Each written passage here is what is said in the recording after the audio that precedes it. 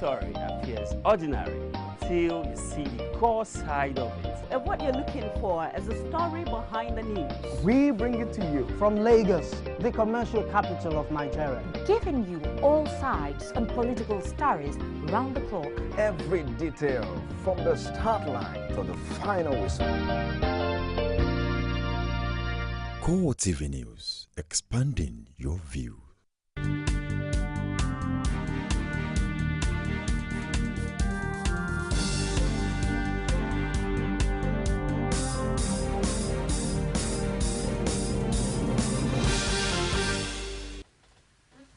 Hello and welcome to Core TV News at 7. I am Frank Omalape.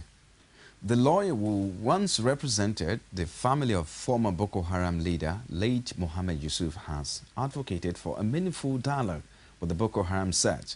The lawyer Mustafa Zena says dialogue is key to ending the insurgency. They said they don't want to negotiate with the government, and that's period. So for now, for them to turn around and say, well, we want, if we release these people, we will release them. So this alone is a sort of an olive tree that is being offered. So I want the government to avail itself with this opportunity to grab whatever and then see the avenue for intervention or that framework of engagement with this group. And this intervention first should be by engaging the group in a talk or a dialogue. So for them to have a dialogue, meaningful dialogue, they have to involve the insurgents themselves, those that are in their own captivity. So if they can get them, engage them in a talk before they should release them to go and meet the leadership of the insurgency so that at least a framework for the engagements of these two groups will be made. Deputy Senate President Ike Ekweremadu is demanding a united front against what he says is gradually becoming a culture of bombing. He described the twin bomb attacks in Jos as callous and unacceptable. Ekweremadu noted in a statement that Nigerians could not afford to continue to live in this manner. He argued that those behind insurgency are the common enemy. He urged all Nigerians to close ranks with a view to stamping them out. While the Senate has unanimously approved President Goodluck Jonathan's request for a 6-month extension of emergency rule in northeast Nigeria, but it is also wants a sustained military operations in all 3 states under emergency rule with a view to dislodging the insurgents. And wary of the opposition from northern senators, the Senate handed down a set of conditions for President Jonathan. Motion as read out by the leader of the Senate and seconded by the minority leader. Say aye. Aye. Again say nay. The ayes have it. It was a decision that was expected. This was especially as the House of Representatives had earlier given its consent to the President's request. But the Senate's approval didn't come without a price. In fact, 8 conditions were handed down to Jonathan administration as a basis for extending emergency rule in the 3 northeast states. We have requested that certain issues be resolved as quickly as possible. We stand shoulder to shoulder and strongly behind our colleagues from all the states affected. We take this in the same vein that we are all equally affected and that this is a national issue and not a sectional issue. Core TV News learned that Senate President David Mark gave his words to aggrieved senators at a closed-door session before they backed the move. The position of the Senate was later relayed to the media. We also urged the President to prepare and submit to the National Assembly a supplementary budget to meet any financial requirements that will combat this insurgency, because we are aware that with what is going on now, maybe whatever we have put in the budget, which is due to be signed, I think, in a day or 2, if it's not going to be sufficient, that the President can bring in a supplementary budget so that we will make sure that we deal with this problem once and for all. To assuage the feelings of senators who were opposed to extending emergency rule, it wants the Jonathan administration to introduce a Marshall Plan for affected areas. The Senate also encouraged the president to send in a request supplementary budget to meet military and security needs in the region. Senators from the Northeast acceded to President Jonathan's request for extension of emergency rule in Borno, Adamawa and Yobe state, but say it is with a heavy heart. The senators say they are agreeing to the sanction is on the basis that certain conditions articulated by them must be considered. Some of the conditions include a monthly briefing of the Senate by service chiefs, proper arming of soldiers, and that a supplementary budget be submitted to meet financial requirements to combat insurgency, among others. Senator Marji Lawan says the envisaged Marshall Plan and immediate intervention fund are the immediate measures that the state were awaiting to see implemented. The lawmakers added that with constant briefing from the service chiefs, the Senate would ascertain if the extension was working, and if not, it would immediately call for its revocation. Bello Tuku says he is hopeful that with the extension approved, the federal government will bring the war to an end. Nigerians have been urged to stop blaming the federal government or the Nigerian army for the incessant Boko Haram attacks. A retired Army Colonel Adetu Jaja spoke to Oluwaseyi Adegoke. Her report is presented from our studios. The expectations of Nigerians on the government to quickly bring to an end the continued attack by the Boko Haram insurgents has resulted to blame from the general public. A retired Army Colonel Adetunji Ajayi says Nigerians should also fight to tackle insurgency and stop being the good people that will not fight back. This one, we want to be the good boys. We don't want to be seen to have committed war crime because we have signed so many treaties as a nation, and so we want to do the thing normally. It is, you see, what happens is that Nigeria is not prepared to do the thing abnormally. That is why we have to do this thing abnormally. But the point is, we are all playing safe. We should have played the game dirty. He debunked the claim that Nigerian soldiers are not well equipped. Ajayi explains that the army is not initially trained to fight insurgency. One thing that is there is this, that there is no country that employed its own army to be fighting terrorism. No, it's an abnormal thing we are doing here. It is abnormal. But we have found ourselves in this situation. We have to accept it like that. And, instead of people looking at things rationally, there is hysteria all over the place. There is pandemonium all over the place. And people just talk what they like without having a proper understanding of the issues at stake. Infantry soldiers, those trained, to counter terrorism in large number deployed. Where will the government get resources to meet the requirement of such large force? I don't deceive myself. I was in service. We were in Liberia. It was not possible for the government to meet the requirement. In spite of extension of the state of emergency and the intervention by the international community to rescue the abducted schoolgirls, the insurgency had taken a new dimension with an increased number of bomb attacks recently. Nigeria's Supreme Council for Islamic Affairs, Ekiti State Chapter, held a procession demanding the release of over 200 schoolgirls abducted in Chibok. Ekiti State correspondent Rashid was at the protest rally.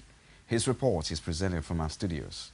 Protest and condemnation have continued over the abduction of over 200 schoolgirls abducted in Chibok, Borno State. Many more Nigerians are adding their voices to the demand that has attracted global attention and military interventions. The Muslim community in Ekiti State condemned the act, demanding for an unconditional release of the girls. We demand for the safe release of the abducted girls, adding that government should do everything possible to release these girls, including negotiation. Ekiti State Muslims strongly condemn religious interpretation of Boko Haram activities. The entire Muslim community in Ekiti State regard the abduction of Chibok girls as national tragedy. The Boko Haram should not be called or referred to as an Islamic group. The protest started at Faji Park with Muslim students, women and men saying The Boko Haram ideology is totally against the tenets of the religion. The Prophet said in a hadith that learning knowledge is compulsory from birth to death. So how can somebody now come out and say that seeking for knowledge is haram in Islam? No. Islam is based on knowledge. In fact, our greatest asset in Islam is knowledge. Boko Haram, as we to know it, it's an aberration in Islam.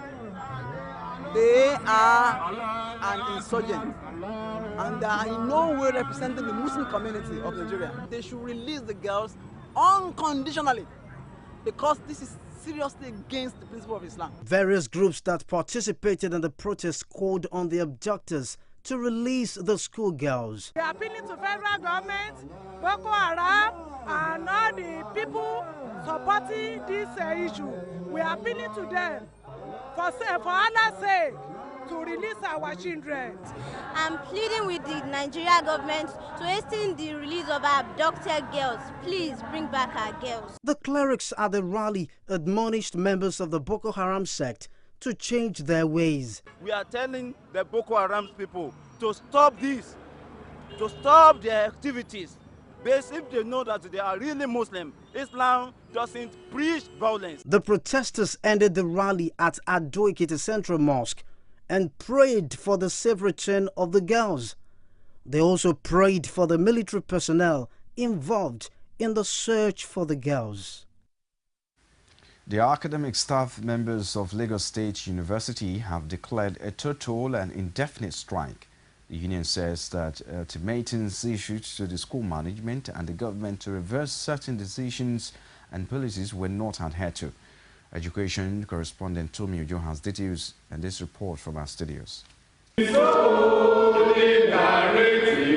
exorbitant hike in school fees at the Lagos State University is one of the reasons cited for declaring the indefinite strike. As from today, Tuesday, 28th of May, 2014, we, the academic staff members of Lagos State University, are withdrawing our services to embark on a total, comprehensive and industrial strike action. Idris stated that apart from the fee hike, there are other demands that have not been addressed, saying all avenues have been exploited to avert the strike, but the government remained adamant. First and foremost, the exorbitantly high school fees regime of the university, whose glaring effect is coming very clear with its negative impact on students' enrollment and academic staff career development.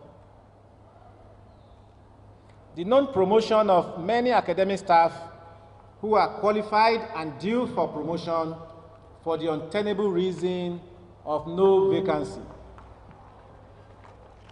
The premature retirement of our members on the professorial cadre. The meetings with the Chancellor also made a lot of promises to the union. However, because of the peculiar position of the Chancellor, a number of the things he would have loved to do could not be done. Also had meetings with the Pro-Chancellor, Mr. Bode Augusto, who is the chairman of council. The first meeting was a town hall meeting on Tuesday, the 23rd of April 2013 at the new auditorium in Lasu, Ojo campus. The 2-hour meeting was called, and the Pro-Chancellor simply asked some questions regarding how to improve the university, and thereafter made some very useful and forward-looking suggestions. Questions were not taken from the union leaders regarding our demands. The Public Relations Officer, Lagos State University, Kayode Sutton, says the management of the university is yet to be informed about the strike. And as I'm speaking with you, officially I've not been communicated here that ASU has actually declared a strike. There are about 21 demands by ASU-LASU. And of the 21 demands, the management have been able to meet about 17 or 18 of it, leaving these 3 that I just mentioned. The issue of the Universities Act that was signed into law by the President sometimes in 2012. The issue of the supposed no vacancy, no promotion, I don't see it as being an issue here, because as I speak with you, about 256 vacancies were declared by this university exclusively for ASU. Some students of the university supported the union, saying they are preparing to take to the streets of Lagos to protest the hike in the fees. Jewel Impairment Foundation, in collaboration with Nigerian Institute of Medical Research and Positive Life, held a press conference for poor people living with HIV/AIDS. The theme of a vocational conference slated for June is Curbing the Stigma, Give Relevance. Anita Fatuji has details in this report. According to the United States Department of State, Nigeria has the second largest number of people living with HIV/AIDS in Africa. Most of the victims suffer from stigmatization daily, a situation that this non-governmental organization, Jewel Impairment Foundation, in collaboration with Nigerian Institute of Medical Research and Positive Life Organization of Nigeria, says it is determined to address. The president of the foundation, Fisayo Ajisola, says the organization seeks to create awareness for people to come out and support the fight against stigmatization. We have people that are in school, we have youth that are HIV positive that are in university, some even primary school, because some were born with the virus. We have people like living with HIV, secondary school, university, some working, and once people around them get to know that they are positive, they are kicked out, you know, without considering any means of surviving. It's really pathetic. It's something that has been on my mind for so long, and I see this medium as a way to preach the gospel of stopping the stigmatization.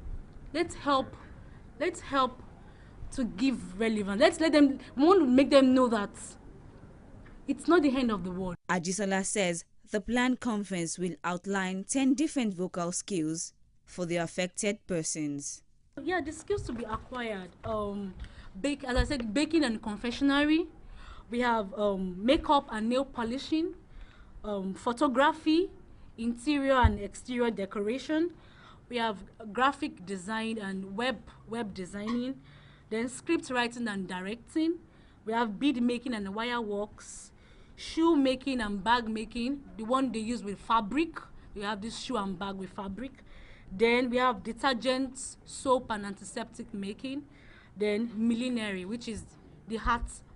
The coordinator, research planning and management of Nigerian Institute of Medical Research, Emmanuel Odigbe, says the workshop should look beyond stigmatization. Happy that you're focusing on the HIV patients, but I want to plead that as time goes on, you look beyond the HIV patients. Because you don't know, you might be thinking of just stigmatization, but you don't know what level of national problems the organization is trying to solve. We all know the kind of situation Nigeria is in today. The level of unemployment is very, very high. The youth, restlessness is very, very high. When people are not employed, especially the youth, the tendency is high to get into all sorts of things, including criminal tendencies.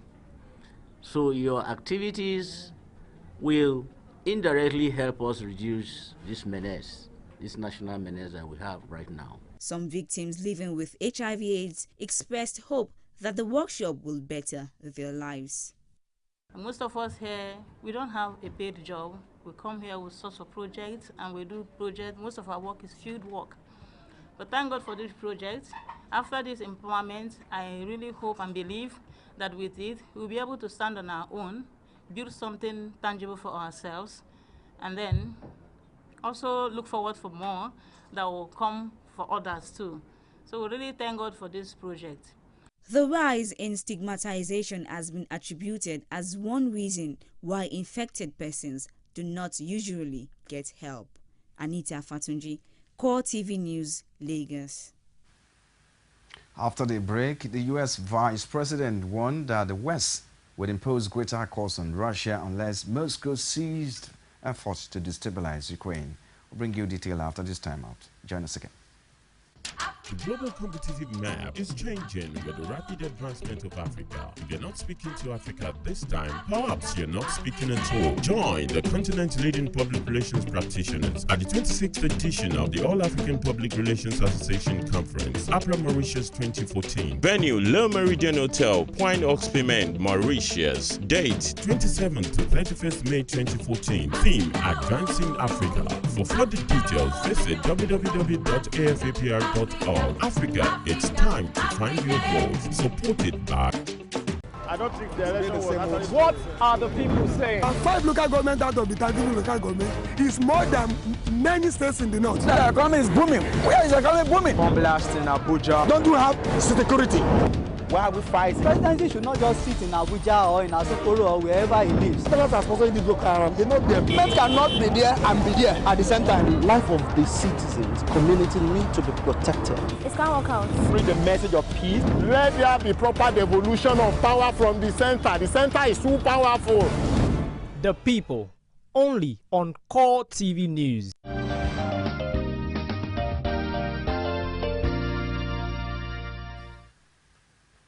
You're still watching Core TV News at 7. For more information on our news and other programs, visit us on our Facebook page, facebook.com/Core TV News.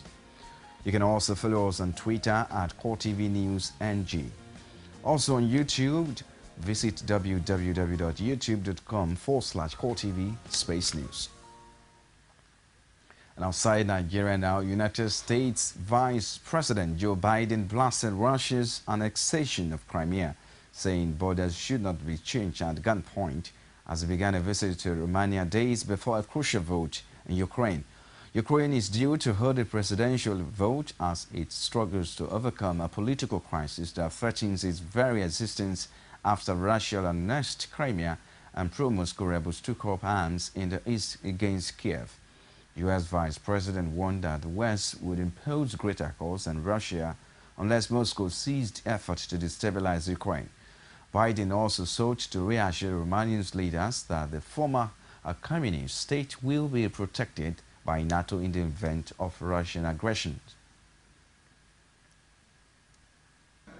Today, aggression in Crimea, less than 250 miles from Romanian territory, from NATO's borders, reminds us why we need NATO. Russia has done violates not just Ukraine's sovereignty, but a fundamental principle we fought for in the 20th century and thought we had clearly established. Europe's borders should never again be changed at the point of a gun, which is why we continue to condemn Russia's illegal occupation of Crimea. As long as Russia's effort to destabilize Ukraine continues, we must remain resolute in imposing greater cost on Russia, imposing those costs together. America's commitment to collective defense under Article 5 of NATO is a sacred obligation in our view. A sacred obligation not just for now, but for all time.